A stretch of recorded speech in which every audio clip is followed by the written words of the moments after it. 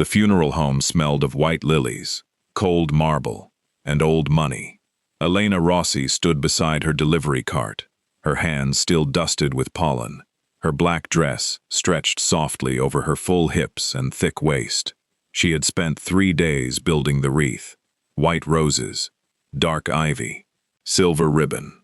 The Moretti family had ordered the largest arrangement in the catalog, and Elena had treated every stem like a prayer. She was invisible to the mourners. They flowed past her in black silk and Italian wool, their perfume sharp as gin, their voices low and careless. She heard a woman whisper something about the catering. She heard a man laugh quietly about a delayed flight from Palermo. No one looked at the plus-size florist, with the damp sleeves and the tired eyes. No one ever did. Then the voice cut through the room like a blade. "Oh my God, look at her. Did they send the delivery girl or the whole flower shop?" The laugh that followed was high and cruel. Elena turned. A woman in a fitted black suit stood near the casket, her blonde hair swept into a severe twist, her lipstick the color of dried blood. Her name was Bianca Moretti, the dead man's niece.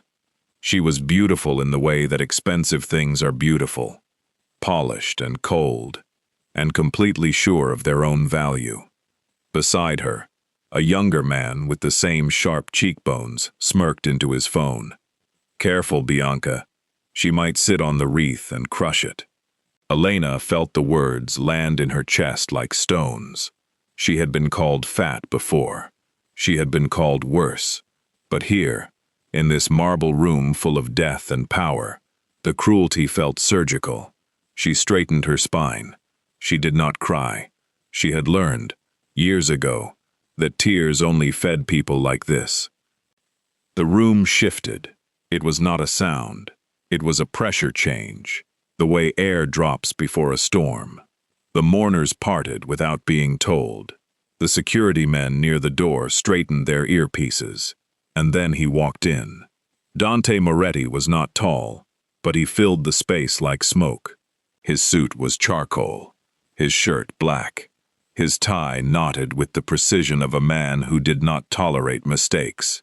His eyes were dark and still, the eyes of someone who had seen too much and forgiven too little. He was the new head of the Moretti family. His father, Salvatore Moretti, lay in the casket at the front of the room. Dante did not look at the body. He looked at the room. He looked at the people. And then, for a reason Elena could not understand, he looked at her. His gaze was not cruel. It was curious. It was the look of a man who noticed things others missed. Elena dropped her eyes. Her heart hammered against her ribs. She told herself it was fear. She was almost right. Bianca glided toward Dante, her cruelty vanishing behind a mask of grief. "Cousin, I'm so sorry. The flowers just arrived. The florist is, well, you can see." She gestured toward Elena with a flick of her manicured fingers.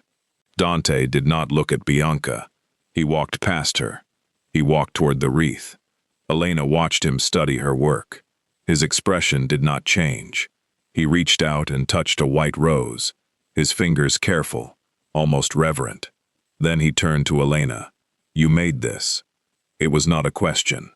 Elena swallowed. "Yes. I own the shop, Rossi Florals." Her voice was steady. She was proud of that. Dante nodded slowly. "It's beautiful. My father would have liked it." Bianca's smile tightened. The younger man, Marco, shifted uncomfortably. Elena felt a strange, dangerous warmth spread through her chest. No one in this family had thanked her. No one had even looked at her until they wanted to mock her. But the boss had looked.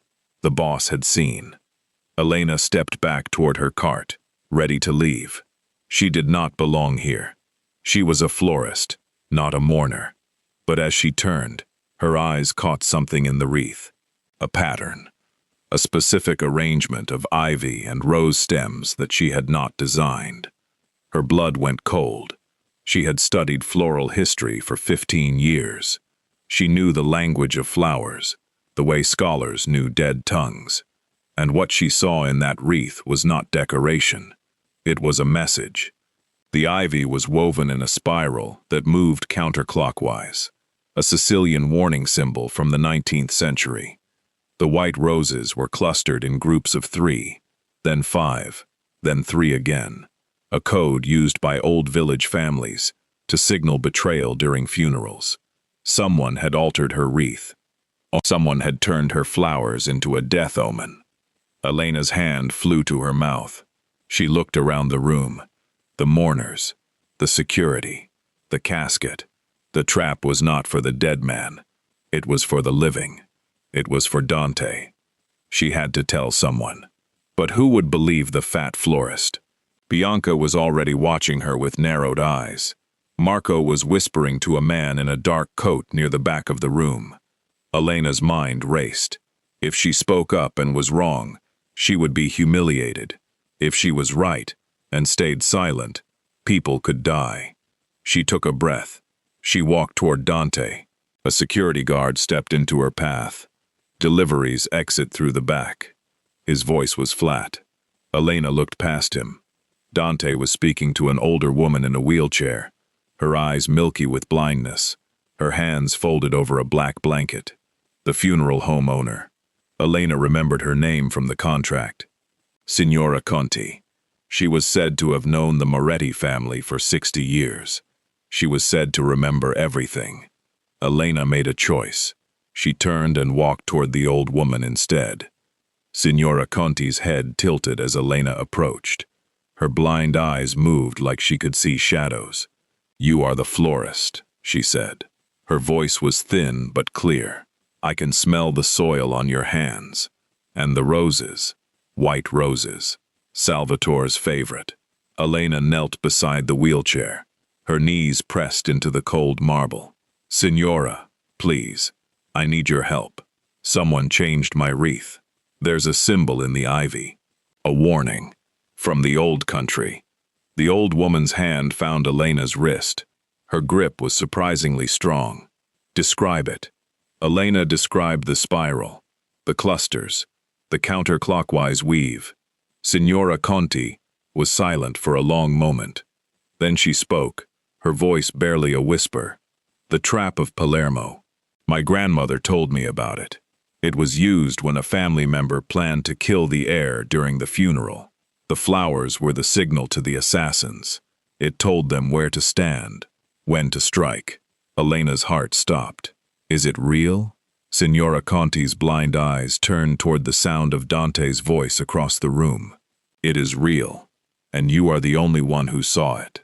Dante's voice cut through the murmur of the crowd. "Signora Conti, I was told you wanted to speak with me." He was walking toward them.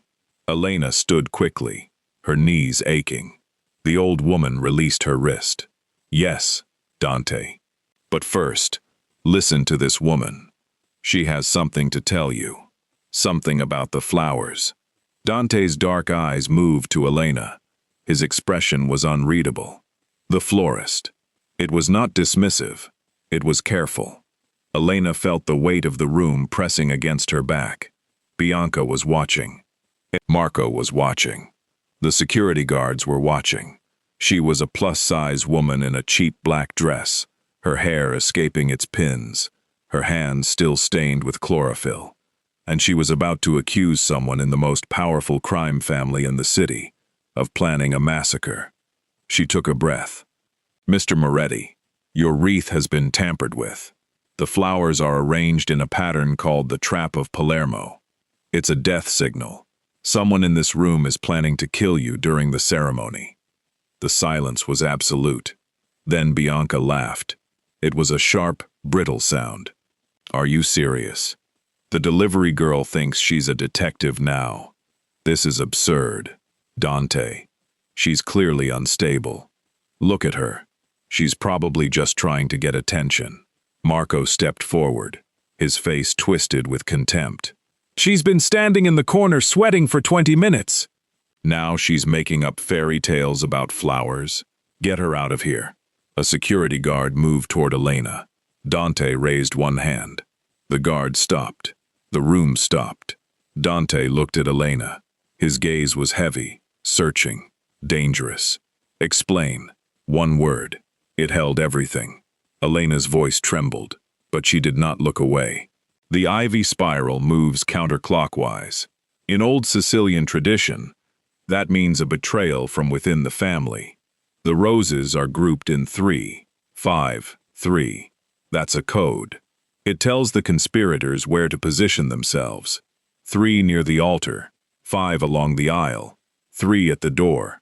When the priest says the final prayer, they strike. She pointed at the wreath. Someone who knows your family's history did this. Someone who wants you dead. Dante walked to the wreath. He studied the ivy. He studied the roses. His face was stone. Then, he turned to Signora Conti. Is she right? The old woman nodded slowly. I have not heard that pattern described in 50 years. But she is right. My grandmother told me the same story when I was a girl. The trap of Palermo. It was used in 1892, and again in 1937. Both times, the heir died. Bianca's face went pale.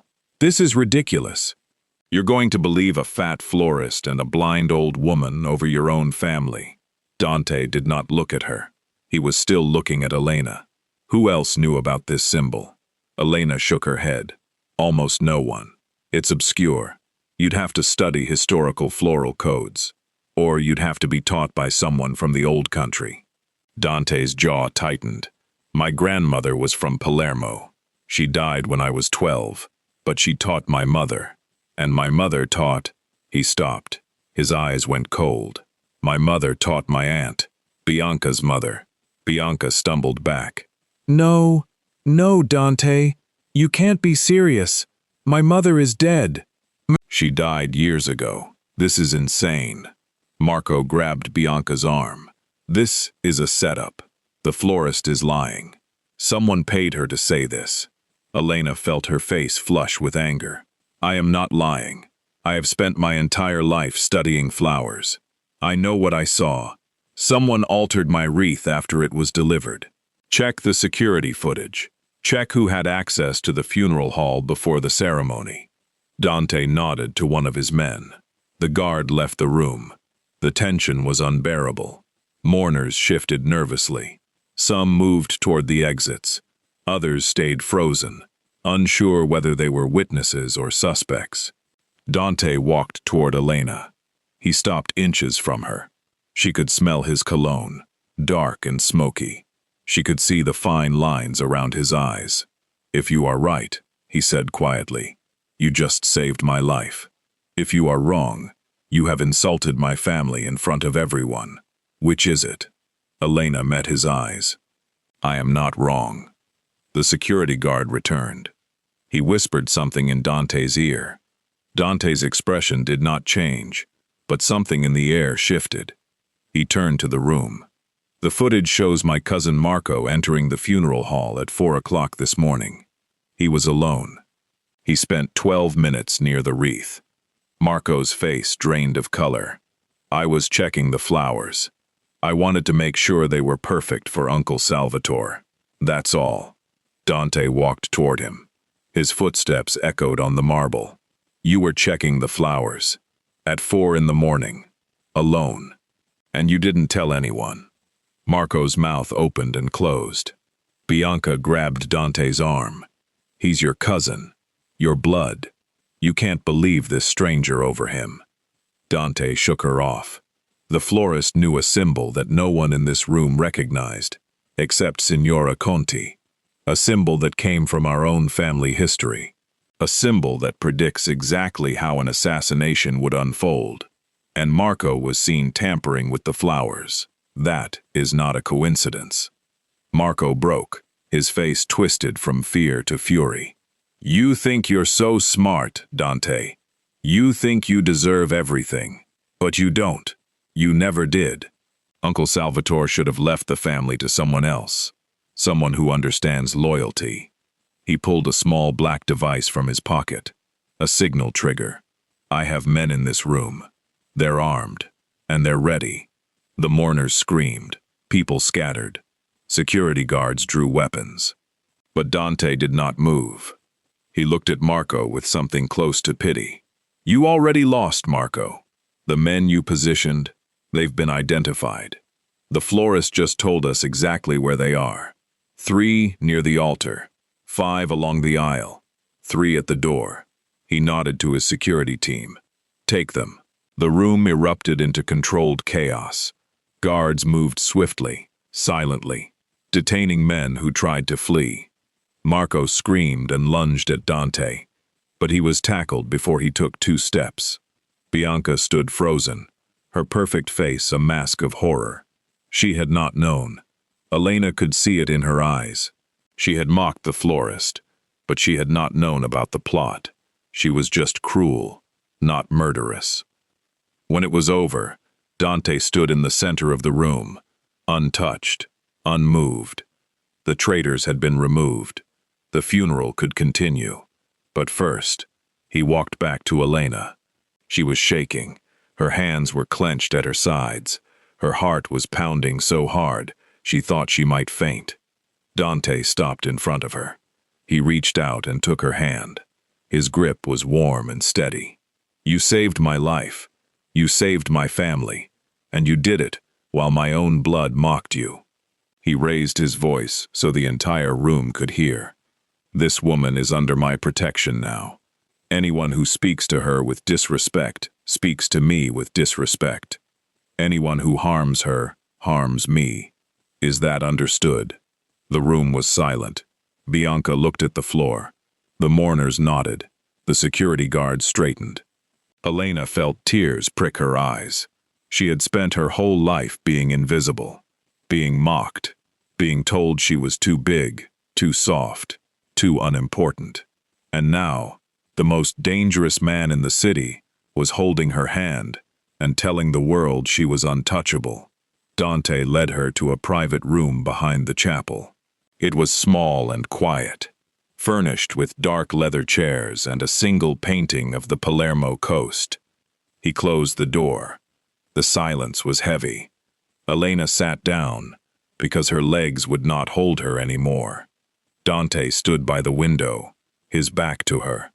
How did you know? He asked. The symbol. How does a florist from Chicago know a 19th century Sicilian death code? Elena took a shaky breath.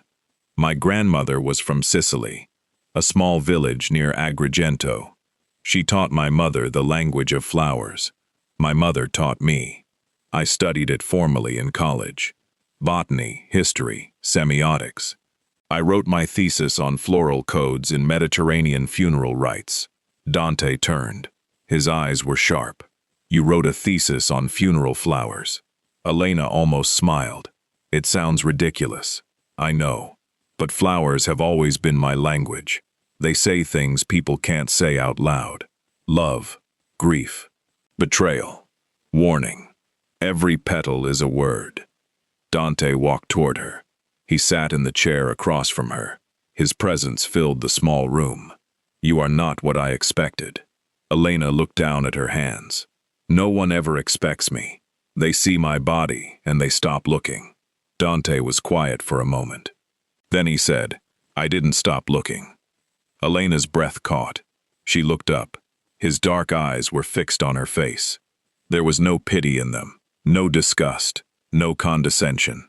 There was something else, something intense and warm and terrifying. You are beautiful, he said. The words were simple. But they were not a line. They were not a manipulation. They were just true, spoken by a man who did not waste words. Elena felt her cheeks flush. You don't have to say that. Dante leaned forward. I don't have to say anything.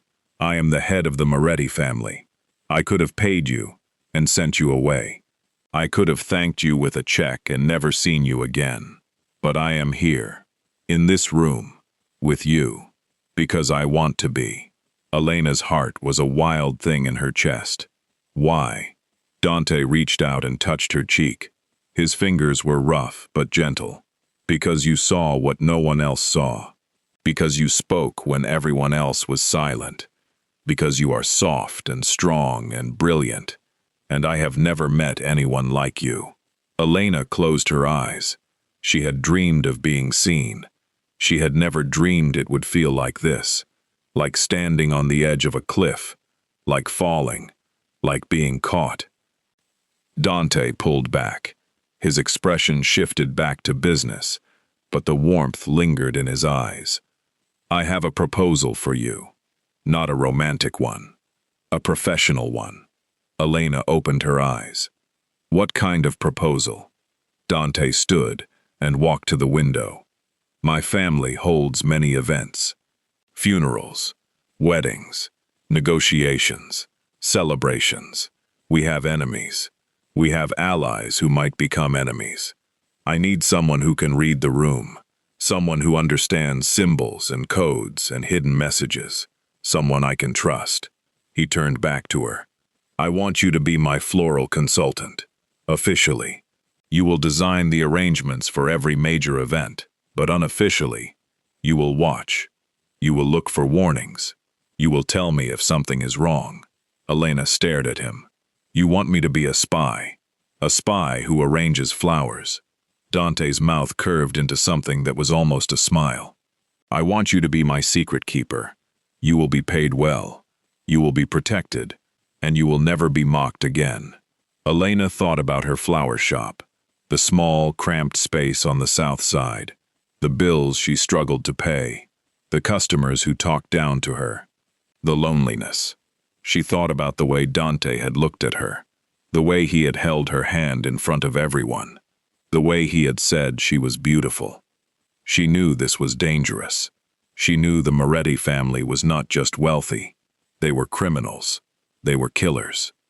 But they were also the first people in years who had seen her as something more than a body to mock. I have conditions, she said. Dante raised an eyebrow. Name them. Elena stood. Her legs were still shaky, but her voice was steady. I am not a criminal. I will not help you hurt innocent people. I will not lie to the police. I will not be part of anything that gets someone killed. Dante nodded slowly. Fair. What else? Elena took a breath. You don't get to treat me like I'm fragile. I've been underestimated my whole life. I'm not breakable. If I work for you, you respect my mind. You listen when I speak. You don't hide things from me to protect me. Dante's eyes gleamed. Anything else? Elena met his gaze. If you ever call me fat, I will walk away and never come back. Dante stepped closer. His voice dropped. I would never call you that. I would never think it. You are not fat. You are substantial. You are real. You are the most beautiful woman I have ever seen, and I have seen many women. Elena's breath hitched. You barely know me. Dante reached out and took her hand again. I know enough. I know you are brave. I know you are smart. I know you saved my life. The rest, I want to learn. Elena agreed. She did not know if it was the smartest decision or the most foolish one she had ever made, but she agreed. Over the next few weeks, her life transformed. Dante sent a car for her every morning, a black sedan with tinted windows, and a driver who called her Signora Rossi with genuine respect. Her flower shop received a renovation, paid for by a mysterious benefactor. New refrigeration units, marble countertops, a back room with a security system that looked like it belonged in a bank. Elena designed arrangements for a Moretti wedding, a Moretti baptism, a Moretti business dinner. She stood in the corners of lavish rooms, watching the flowers and the people with equal attention. She learned to read the tension in a room, the way she read the curve of a stem. She learned which allies smiled too wide, which enemies stood too close, which bouquets might hide a message. Dante was always nearby. He did not crowd her. He did not pressure her. But he was there. At every event, he found her. He asked her opinion. He listened. He made sure she had a chair when her feet hurt. He made sure she had water when her throat was dry. He made sure everyone saw that she was valued. Bianca did not apologize. She avoided Elena at every event, her eyes cold and her mouth tight. But she did not mock her again. No one did. The story of the funeral had spread through the family like fire. The plus-size florist who had seen a death trap in a wreath. The woman who had saved the boss. The woman who was now untouchable.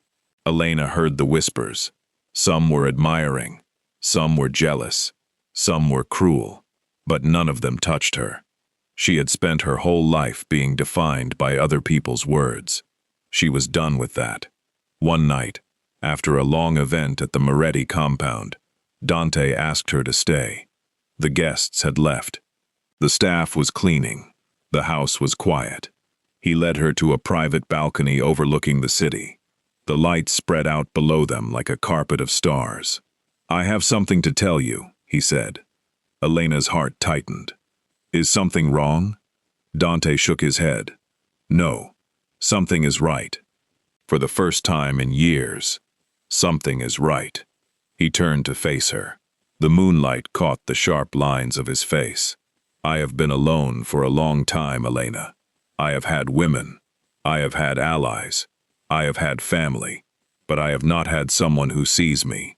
Not the boss. Not the money. Not the power. Me."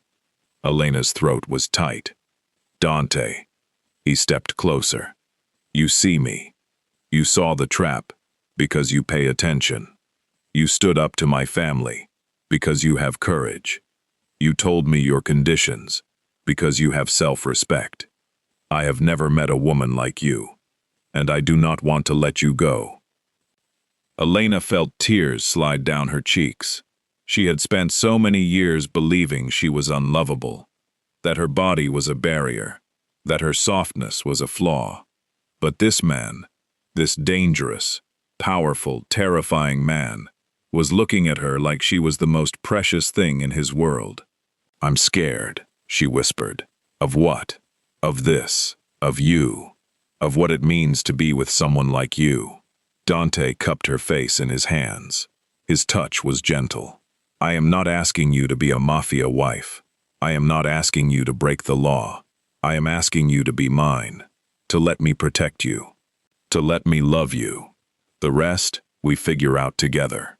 Elena closed her eyes. She thought about her grandmother, the woman who had taught her the language of flowers, the woman who had told her that love was the rarest bloom of all. She opened her eyes. "Yes." Dante kissed her. It was not a gentle kiss. It was fierce and desperate, and full of all the things he could not say. Elena kissed him back, her hands fisting in his shirt, her heart pounding against his chest.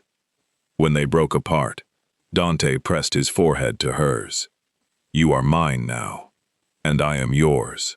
No one will ever mock you again. No one will ever hurt you. I swear it."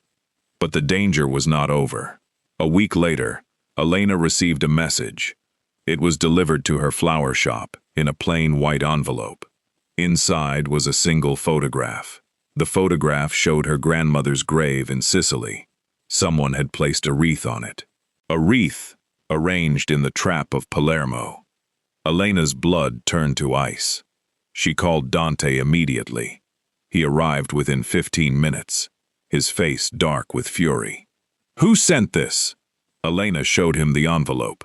No return address, no postmark. It had been hand-delivered. "Someone knows about my grandmother.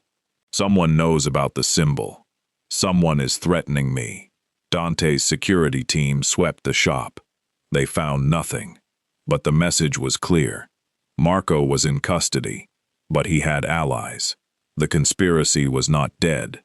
It was waiting. Dante pulled Elena into his arms. "I will find them. I will end this. You are not going to be a target." Elena pulled back. "No.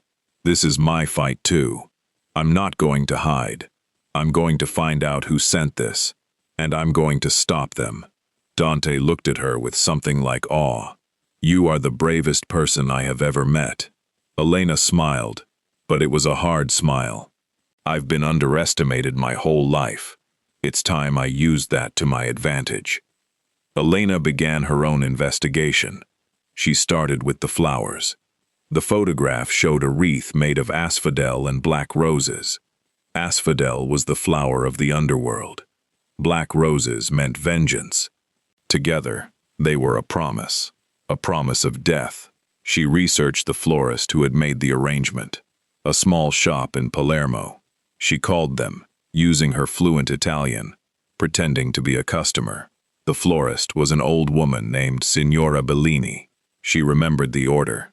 A woman had come in, an older woman. She had paid in cash. She had given specific instructions for the arrangement.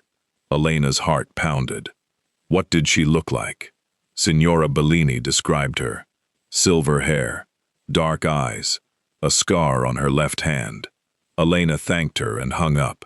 She knew that description. She had seen it in old family photographs. Dante's mother, the woman who was supposed to be dead. Elena went to Dante's office that night. She laid out the evidence, the photograph, the florist's description, the symbol. Dante listened in silence.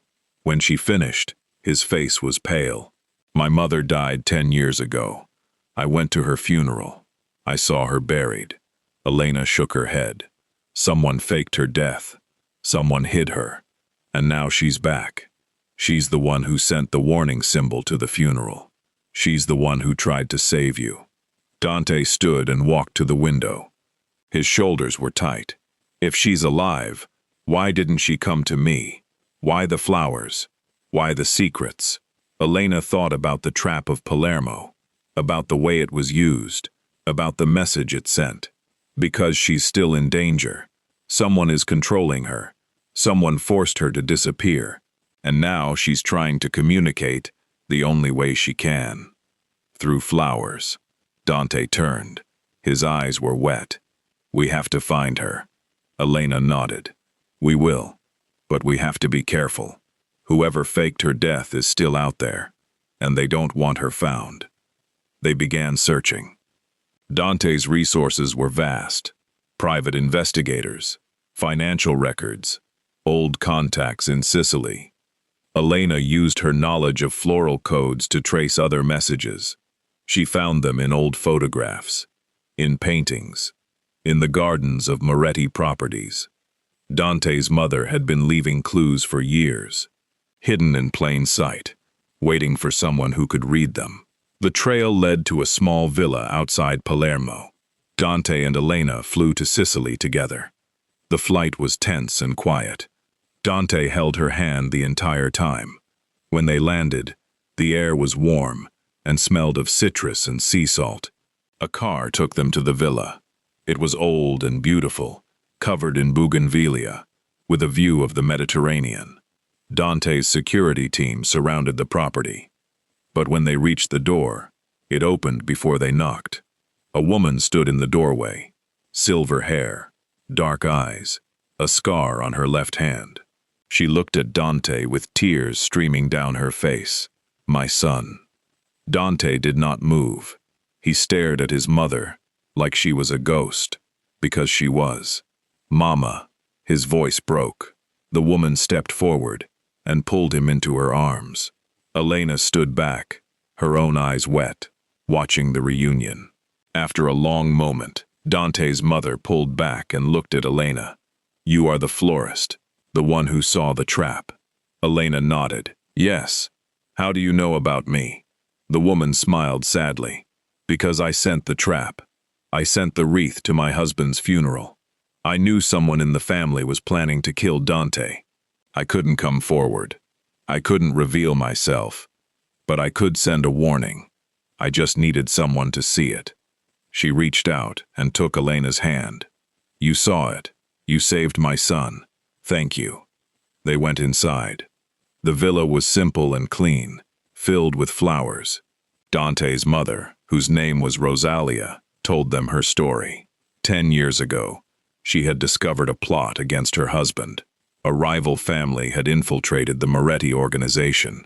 They had threatened to kill Dante if she spoke, so she had faked her own death. She had gone into hiding. She had spent a decade watching from the shadows, leaving floral messages that no one understood, until Elena, I knew the trap of Palermo was a risk, Rosalia said. It was so obscure, but I had no other way. I prayed someone would recognize it. And you did. Elena felt a chill run down her spine. The photograph of my grandmother's grave. Did you send that? Rosalia shook her head. No. That was the enemy. They must have discovered your role. They wanted to scare you, to silence you. Dante's face hardened. Who is the enemy, Mama? Who did this to you? Rosalia looked at her son with sorrow. Your uncle, Vittorio. He is the one who infiltrated the family. He is the one who turned Marco against you. He is the one who wants you dead. Vittorio Moretti was Salvatore's younger brother. He had been at the funeral. He had stood near the back, weeping, playing the grieving sibling. Elena remembered him, a thin man with a soft voice and cold eyes. He had not mocked her. He had not even looked at her. He had been too busy watching Dante. Dante stood abruptly. I will kill him. Rosalia grabbed his arm. No, not like that. If you kill him, you start a war. You need proof. You need to expose him publicly. You need to destroy him without bloodshed. Elena spoke up. I have an idea. Both of them turned to her. She took a breath. Vittorio doesn't know I'm here. He doesn't know we found Rosalia. We can use that. We can set a trap of our own. They planned carefully. Elena returned to Chicago alone. She went back to her flower shop. She acted like nothing had changed. A few days later, she received another message. This time, it was a phone call. A man's voice, soft and cold. Signora Rossi, you have been asking questions. That is not wise. Elena's heart pounded, but she kept her voice steady. Who is this? Someone who can make your life very difficult. Stop looking into the Moretti family. Stop asking about Rosalia, or your grandmother's grave will not be the only one with fresh flowers. The line went dead. Elena called Dante immediately. He took the bait. He's scared. He's going to make a move. Dante's voice was tight. Then we make ours first. The Moretti family held a gala 2 weeks later, a charity event at a downtown hotel. Crystal chandeliers, champagne fountains, women in silk gowns, men in tailored suits. Elena attended as Dante's guest. She wore a custom gown of deep green velvet, cut to celebrate her curves, her hair swept up, her eyes bright with nerves and determination. Dante stayed close to her all night, his hand on her back, his voice in her ear. The other guests watched with curiosity and envy. Bianca glared from across the room. Marco was absent, still in custody. But Vittorio was there. He moved through the crowd like a snake, smiling, shaking hands, playing the loyal uncle. Elena watched him. She watched the flowers. The centerpieces were her design, white lilies and dark ivy, beautiful and innocent. But hidden in the arrangement was a message only someone who knew the old codes would recognize. The message said, I know what you did. Vittorio noticed. Elena saw him pause at one of the centerpieces. She saw his smile falter. She saw his eyes scan the room. He was looking for the person who had sent the message. He was looking for Rosalia. He did not know it was Elena. Dante stepped onto the stage. The room quieted. He thanked the guests for coming. He spoke about his father's legacy. Then he said, I have a special announcement tonight. Many of you know the story of the funeral, the trap that was set for me, the florist who saved my life. He gestured toward Elena.